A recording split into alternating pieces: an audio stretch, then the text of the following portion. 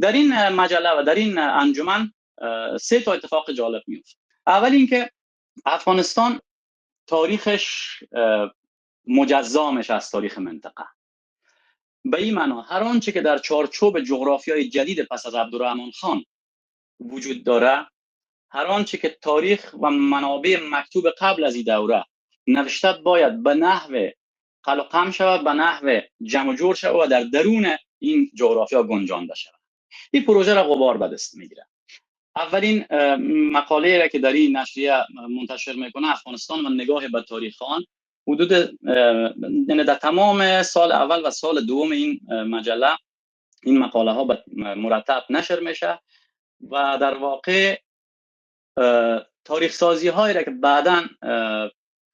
منتقدای تاریخ رسمی به حبیبی و به شاگردای از اون منتسب میکنن، به باور ما با میرغلام محمد غبار شروع میشه. غبار در این دوره 30 چند سال عمر داره و منابع سنتی را خوانده و از تمام اینها با یک ادبیات و بلاغت به شدت پریشان و پراگنده با در بسیاری از جاها به هم آمیختن مفاهیم تاریخی، تمام تلاشش این است که چگونه مثلا تاریخ منطقه را کوچک بکنه و در داخل جغرافیای افغانستان بگنجانه و برای مردم ساکن این کشور یک هویت قدیمی